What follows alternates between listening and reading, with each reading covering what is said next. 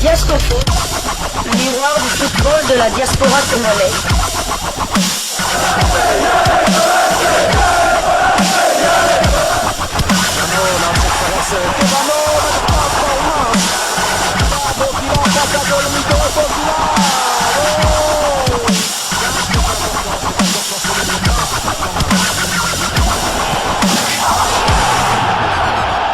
Diasco Foot, le miroir du football de la diaspora congolaise.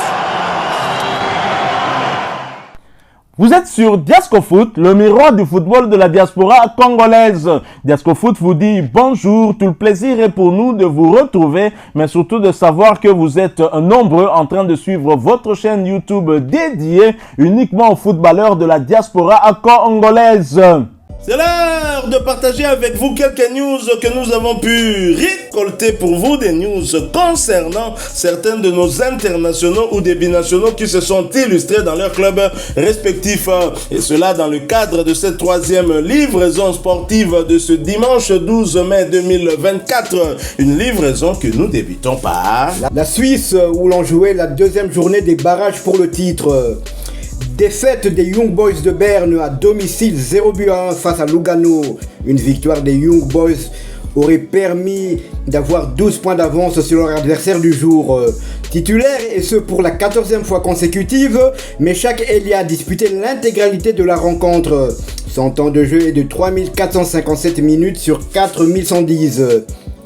Il a joué 40 matchs cette saison. Sur 43, 10 buts marqués, toutes compétitions confondues, et il a délivré 6 passes décisives. Les Young Boys de Berne sont leaders avec 68 points, comptent 20 victoires, 8 nuls et 7 défaites, 69 buts marqués et 33 encaissés. Prochain rendez-vous, les Young Boys de Berne recevront Saint-Gallen de Shadrach Akolo le jeudi 16 mai. Toujours en Suisse, mais cette fois-ci en Challenge League, en Division 2, Neuchâtel Xamax et Vaduz se sont quittés dos à dos pour le compte de la 34e journée de Challenge League. Score final, 1 but partout. Titulaire, et ce pour la 6e fois consécutive, Fabrice Tsakala a disputé l'intégralité de la rencontre. Son temps de jeu est de 2224 minutes sur 3422. 27 matchs joués sur 36. Il a délivré 2 passes décisives cette saison. Neuchâtel est 4e de Challenge League avec 45 points. 10 victoires, 15 nuls, 9 défaites, 49 buts marqués et 43 encaissés. Prochain rendez-vous, Neuchâtel recevra le Stade Nyonnais le vendredi 17 mai pour le compte de la 35e journée de Challenge League. Nous quittons la Suisse, nous allons cette fois du côté de l'Angleterre où l'on jouait l'avant-dernière journée de Première Ligue, championnat anglais de première division. L'inarrêtable Yohan Wissa frappe encore et offre la victoire à Brentford. L'international congolais Yohan Wissa termine fort en Première Ligue. Il continue d'améliorer ses statistiques au fil des matchs. Yohan Wissa contribue au succès renversant de Brentford sur le terrain de Bournemouth.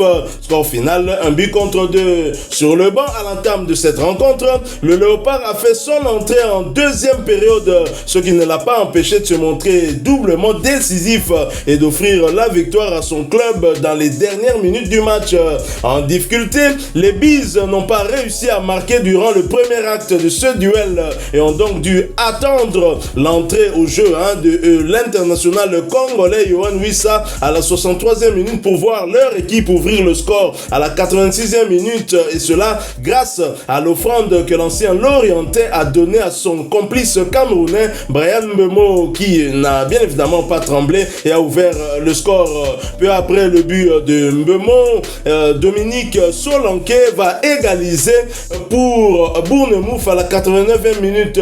Dans les temps additionnels, Yohan Wissa a donné la victoire aux Bees avec une excellente frappe dans la lucarne après une offrande du même Mbeumo. 11e but de l'international congolais cette saison en Première Ligue.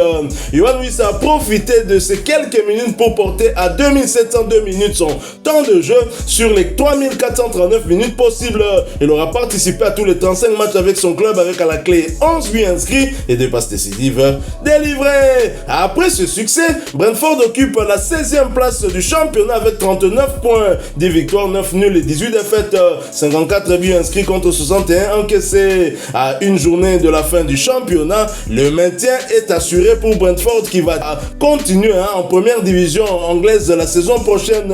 Et prochain rendez-vous pour Yohan Wissa et ses coéquipiers, ce sera pour le compte de la dernière journée et la réception de Newcastle le dimanche 19 mai 2024 sous le coup de 16h heure de Kinshasa, 17h heure de Goma à l'est de la République démocratique du Congo. Yohan Wissa, l'international congolais, a fait une passe décisive à la 87e minute de jeu et il a inscrit un but à la 95e offrant la victoire à Brentford.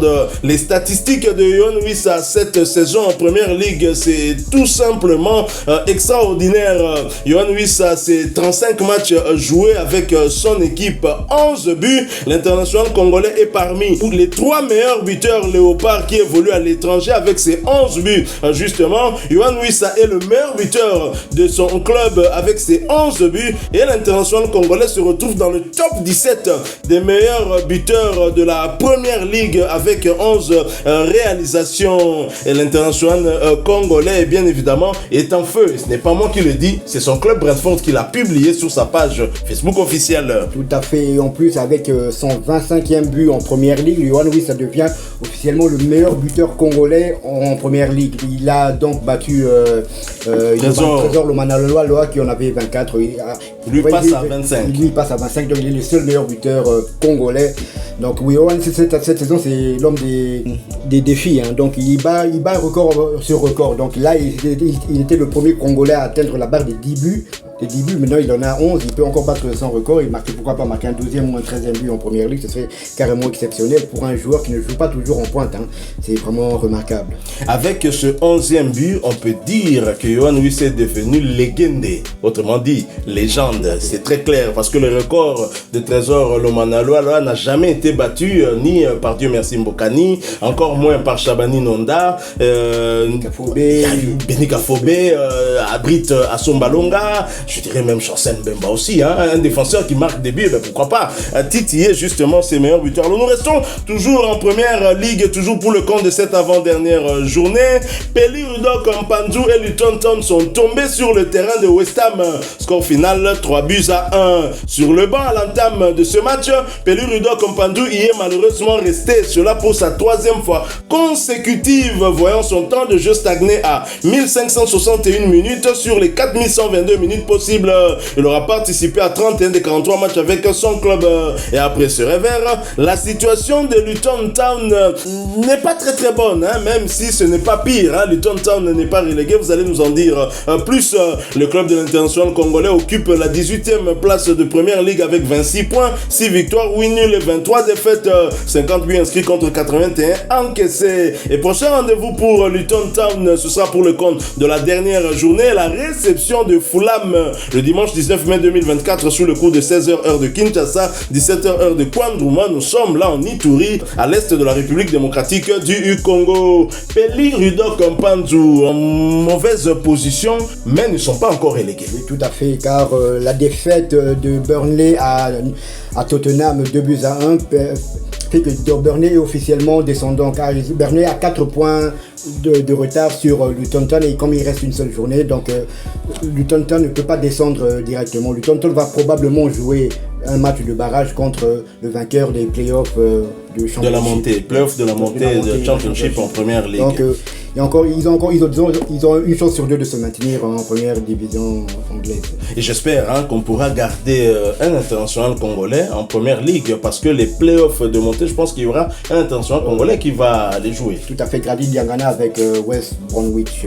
Ok, nous restons toujours en première ligue et justement pour clôturer cette 3e livraison sportive de ce dimanche 12 mai 2024, toujours pour le compte de cette avant-dernière journée, Jean-Philippe Mateta, insaisissable, de nouveau buteur, et Crystal Palace l'emporte sur la pelouse de Wolverhampton. Score final 1-3. Jean-Philippe Mateta était bien évidemment titulaire, mais il a dû céder sa place à la 69e minute.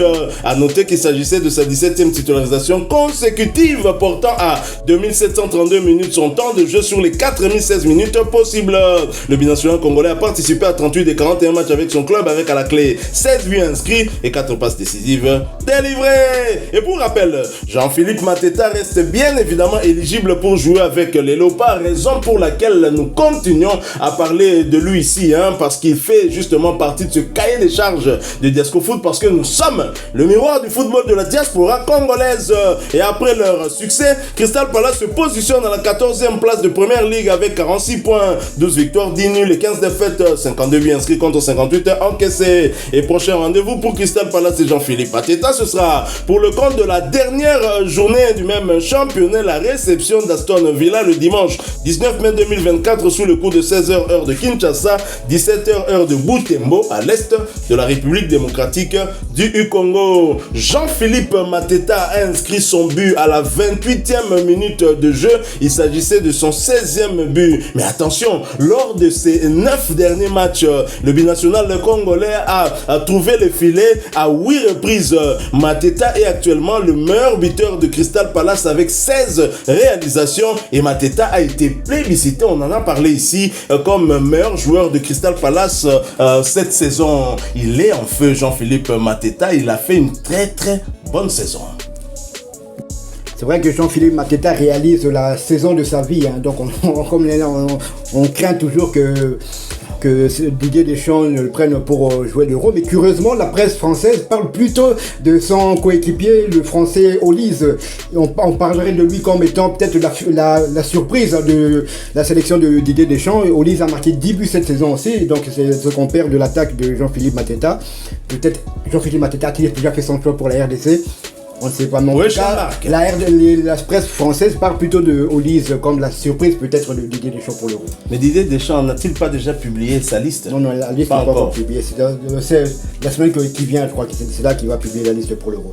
Alors si Jean-Philippe Mateta a manqué l'Euro, les Léopards pourraient avoir une chance. Jean-Philippe Mateta termine en feu cette saison. C'est à croire comme si Crystal Palace jouait le premier rôle en championnat. Pourtant, Crystal Palace est plutôt autour de la 14e place. Mais Jean-Philippe Mateta, sur un plan personnel, a fait des exploits. C'est à juste titre d'ailleurs qu'il a été plébiscité meilleur joueur de Crystal Palace cette saison. Il est leur meilleur buteur et parmi les meilleurs buteurs tout court. Il marquait 16 buts en première ligue, c'est vraiment pas rien. Voilà qui met fin à cette 3e livraison sportive de ce dimanche 12 mai 2024. Si vous l'avez aimé, laissez-nous un maximum de j'aime. Merci de partager avec nous en commentaire votre point de vue. Abonnez-vous si vous êtes nouveau sur cette chaîne. Nous sommes insatiables. Après avoir atteint les 20K abonnés, nous visons les 21K abonnés. Merci de continuer à vous abonner. N'oubliez pas d'activer la petite cloche de notification, histoire de ne plus rien manquer des prochains sujets que nous allons vous proposer. Encore une fois, merci à vous, avec espoir de vous retrouver bientôt dans un autre sujet d'actualité. En attendant, portez-vous bien et Diasco Foot vous dit au revoir.